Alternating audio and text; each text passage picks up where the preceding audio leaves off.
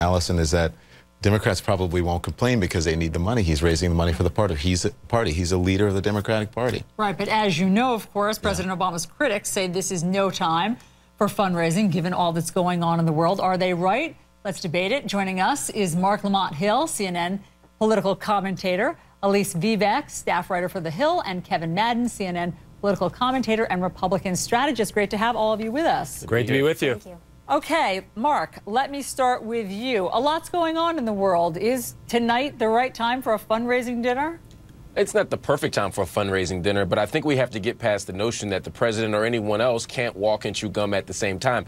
He was on Air Force One today talking to the Netherlands Prime Minister Mark Rutte. He made it to the Ukrainian embassy today. He was able to talk and discuss. He gets security briefings all around the world, wherever he is. I think it's possible for the president to do both.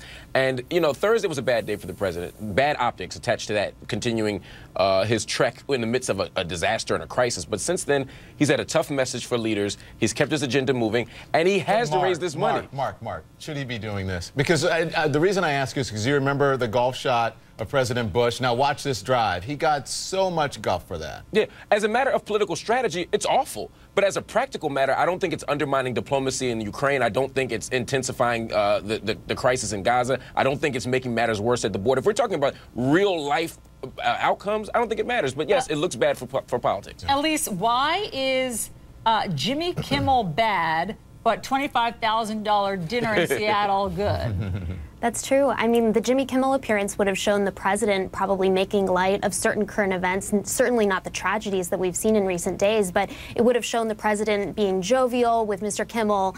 And the White House clearly thought, and I congratulate Josh Earnest actually for being as honest as he was with reporters and saying, listen, we realized that it wasn't the right tone to be striking. They know that the president needs to be determining and helping to shape the national mood. It wasn't the right move for the White House. Now, fundraising is a political routine, and anyone who tells you otherwise is trying to score political points. All of these critics who say that, you know, fundraising should cease in times of certain crises, you know, they're just not living in reality. All the Republicans are fundraising all the time as well. Okay, so Kevin, as long as the president's not laughing tonight, then it's okay. No, look, I agree with Mark. It's a mistake. You know, I think the president has to be very clear about what his priorities are. And I think that's one of the things that's very unique about the presidency is that the optics really do matter. Not only does it matter to our enemies, but it also matters to our allies on where our priorities lie. So I do understand, and Alicia's right, there is this understanding that while the president is also a campaigner-in-chief, that he is the titular head of the party and fundraising is a part of his role.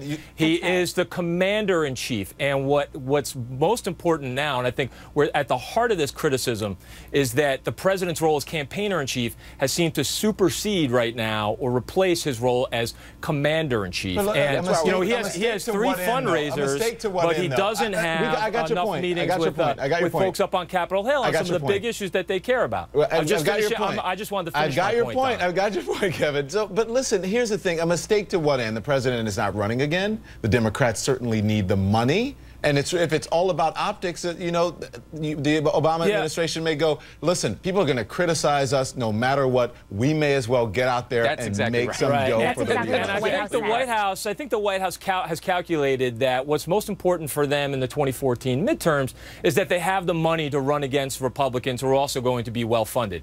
But I tell you, the one thing that really drives a lot of midterm sentiments is the president's approval rating. And the reason that the president's approval rating is hurt right now is because so many Americans feel that he's disengaged or he's incompetent on handling some of the big challenges facing the country right now. So that midterm approval rating might not be enough money there to fix it. At least very quickly, is there anyone else who could have stepped in for the president? Perhaps the First Lady? Could he have sent a surrogate and stayed back at the White House? It's possible he could have, but he's still the strongest fundraiser in the party, and he knows that it costs a lot of money to retain the Senate for Democrats, so that's what he's doing tonight. I think it's very interesting we get caught up in this stuff at the moment because you go, what was Herbert Hoover's approval rating at the end? Nobody cares. It doesn't really matter. Yeah, so, all right, everybody, please stick around with us when we come right back. There's no doubt the downing of Flight 17 is tragic, but is it terrorism? We're going to take a look into that next.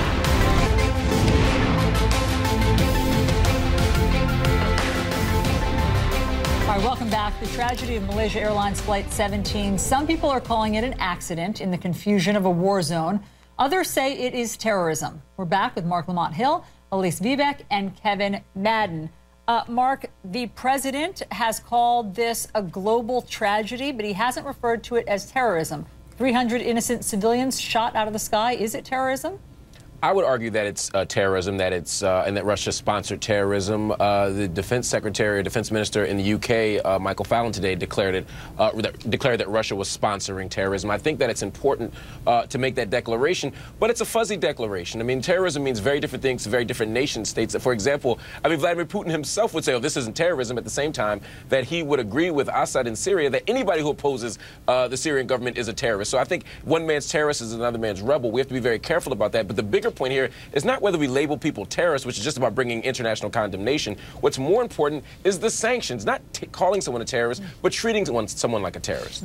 Kevin, your response? Do you think that the president should be calling this an act of terrorism? Well, look, it's tough. I think there are a lot of experts that are going to have to take a look at that. I would defer to those experts. I think one of the important distinctions and the reason that folks are being very careful about it is because that designation would affect how State Department and the Defense Department makes decisions that are based on existing American policies. So it's going to be an important question going forward. Elise, we have here the FBI's official definition of terrorism. We can look at it to see if this fits. It says it's a violent or dangerous act to human life that violate federal and state law. Okay, check, that fits. It intimidates a civilian populace or influences policy of government. Okay, it seems to fit there. And occurs outside territorial jurisdiction of the U.S. We have, I obviously paraphrased some of that, but it seems as though, at least by our domestic definition, it is terrorism. What do you think about how the president has handled the verbiage thus far? I actually wouldn't call it terrorism myself because I almost think that gives these Russian-backed rebels too much credit. It doesn't seem like they actually pre-planned this attack as a way to intimidate people around the world. It seemed like they were drunk and rowdy and reckless and dangerous, and they happened to do it as an accident, which is what U.S. intelligence has shown, and that's what the White House said today. It's not to downgrade exactly what happened here, which is terrible tragedy, as Obama has said, but calling it an act of terrorism, I think, confuses the definition a little bit. Marc, that's a good point. If it's an accident, is it terrorism? I think it absolutely is. The definition of terrorism has become more robust in the last 2 or 3 decades, and certainly since 9/11. But the idea of calling it terrorism or not terrorism isn't about creating a new designation for what happened. It's really an attempt to criticize the president for not being tough enough. It becomes another sort of right-wing meme that says, "Oh, he won't even call them terrorists," and it takes us back to a whole bunch of other stuff from Benghazi back to, you know, and moving backwards. That's the danger of this. For me, again, it's not about what we label these men and women who did this. It's about how we treat them. We need to respond again through international sanctions. That's far more important than the actual label terrorist. And let me just say one more thing really quickly. Yep. The FBI's definition of terrorism a whole lot of things would satisfy the condition for terrorism, including U.S. drone attacks abroad. So if we're really going to start throwing that terrorism label around, we have to be really willing for it to boomerang back. All right, great discussion, guys. Thanks so much for weighing in. Elise, Kevin, Marc, great to see you. Great to be with you. We come right back. We have some developing news to tell you about. It involves the mayor of New York City and also former President Bill Clinton. We come right back.